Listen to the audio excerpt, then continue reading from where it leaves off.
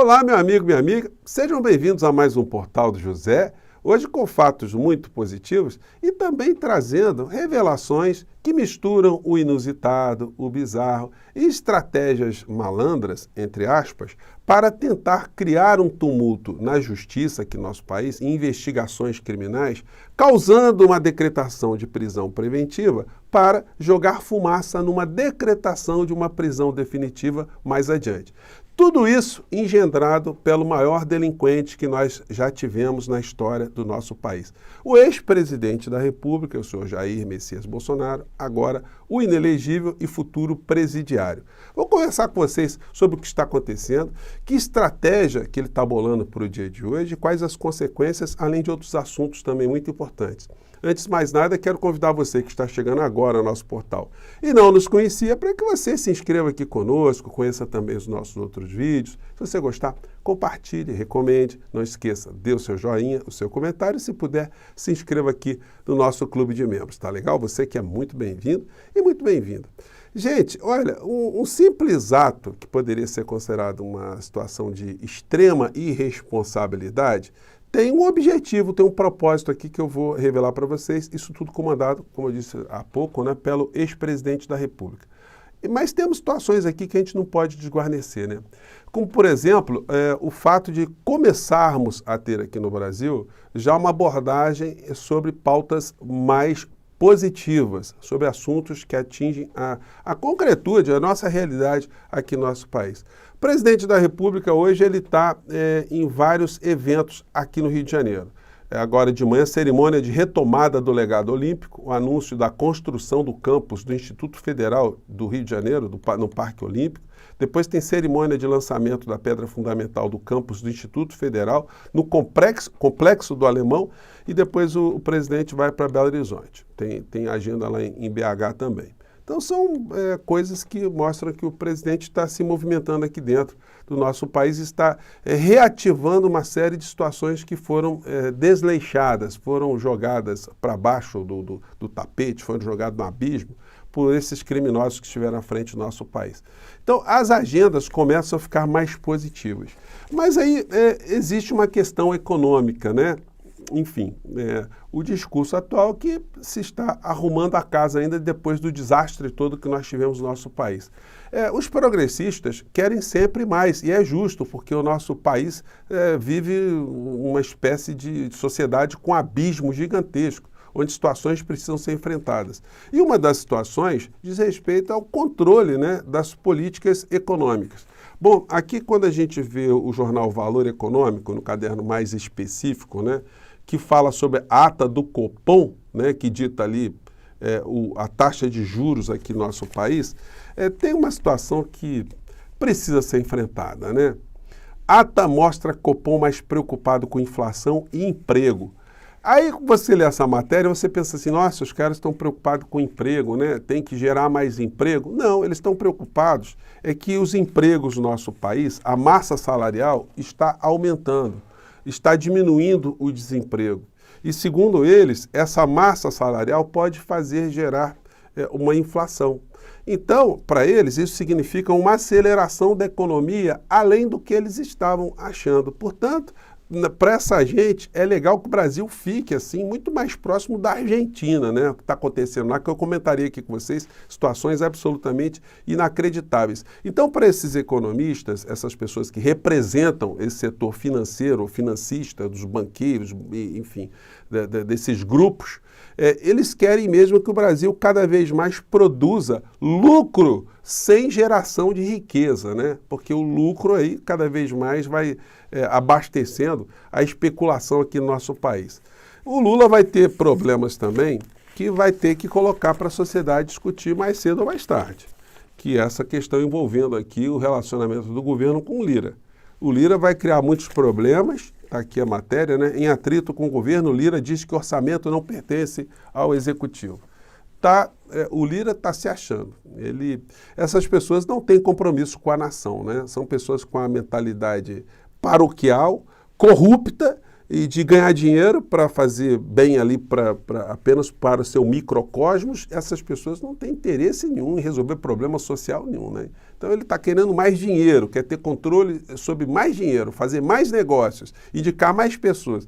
E isso o presidente da República tem o dever de começar a puxar essas coisas, porque senão a gente fica patinando nisso, né? Esses setores ficam cada vez mais, eles vão se fortalecendo cada vez mais e numa próxima legislatura eles estão com a goela mais larga ainda e o Brasil passará dificuldades, ainda maiores dificuldades institucionais e a presidência vai acabar virando um cargo, né, decorativo. Quem vai mandar no Brasil são quadrilhas, né, que estão dentro do Congresso Nacional, como a gente sempre comentou aqui.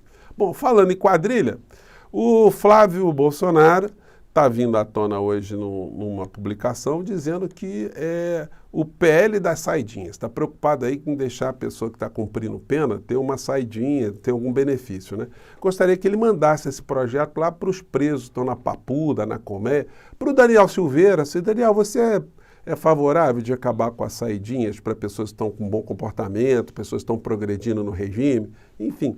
São bandeiras que essa gente levanta, mas são sempre mexendo com o emocional, né? Não tem nenhuma racionalidade, nós temos problemas muito mais graves aqui no nosso país, mas são distrações que eles provocam. Justamente quem que está provocando esse tipo de distração? O Flávio 1512.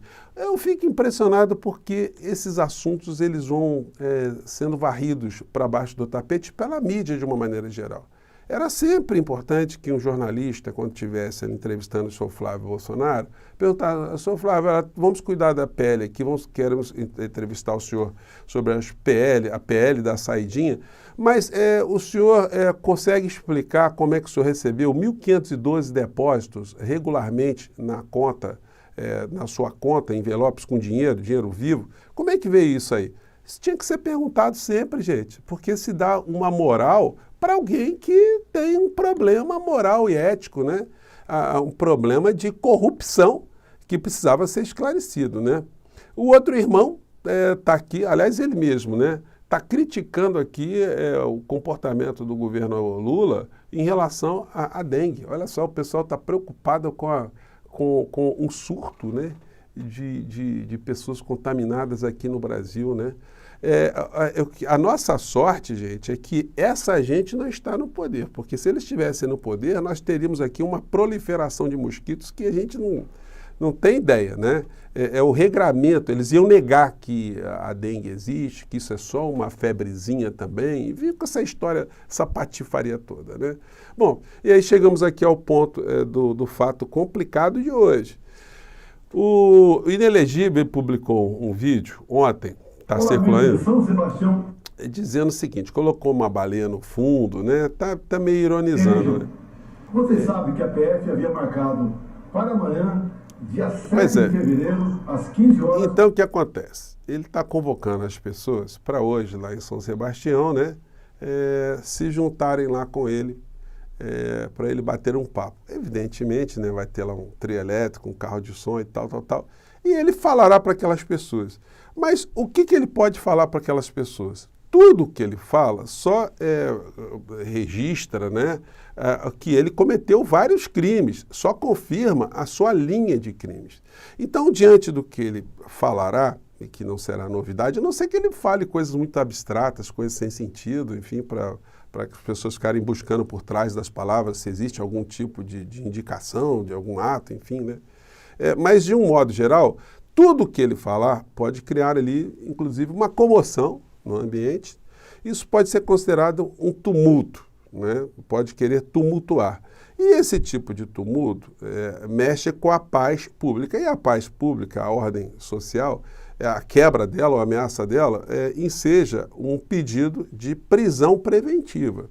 Então, esse deve ser o objetivo dele, ele ter contra si uma decretação de uma prisão preventiva que pode ser pedida pela Polícia Federal, pelo Ministério Público Estadual, porque agora ele não tem mais foro, né? Pode ser pedido pela Polícia Civil, pelo delegado da Polícia Civil, pode ser pedido pela Procuradoria-Geral da República, enfim, pelo Supremo Tribunal Federal. Então tem muita gente aí que pode alavancar um pedido de prisão dele. Isso criaria uma comoção muito grande, porque vejam só, o ex-presidente preso porque foi falar do inquérito, de uma baleia, etc, etc, etc. Estão perseguindo e tal, tal, tal.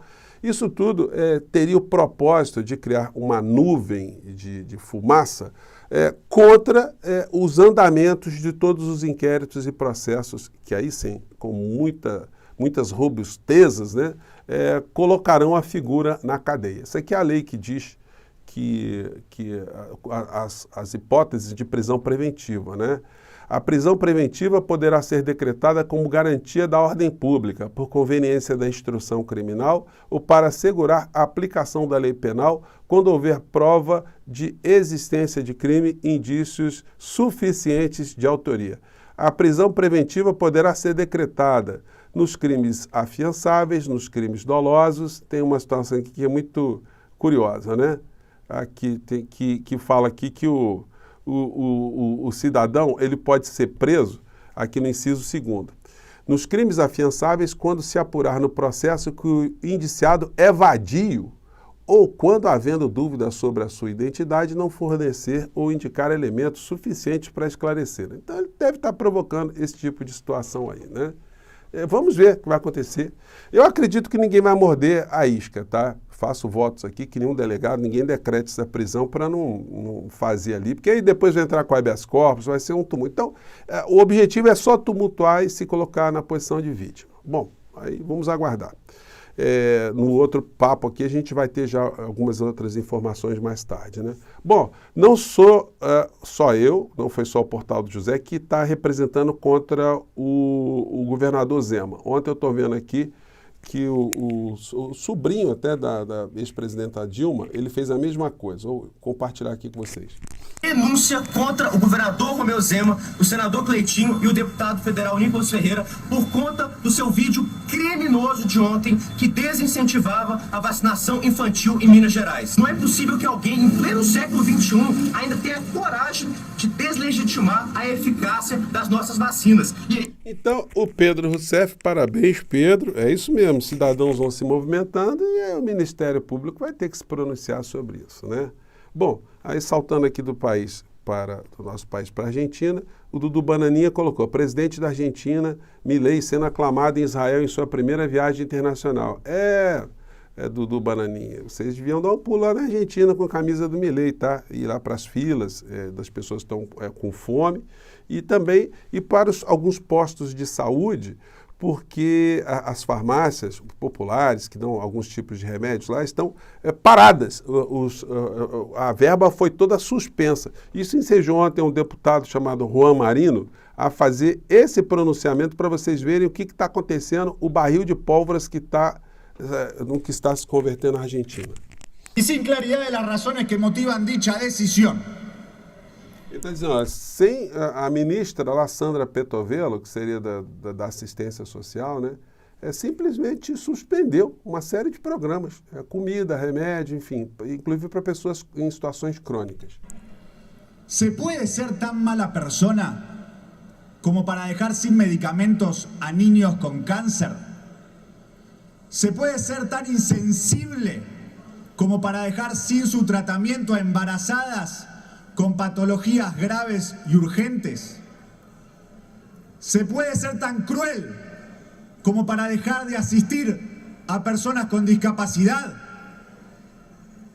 Tienen que terminar con esta orientación sádica y cruel contra nuestro pueblo.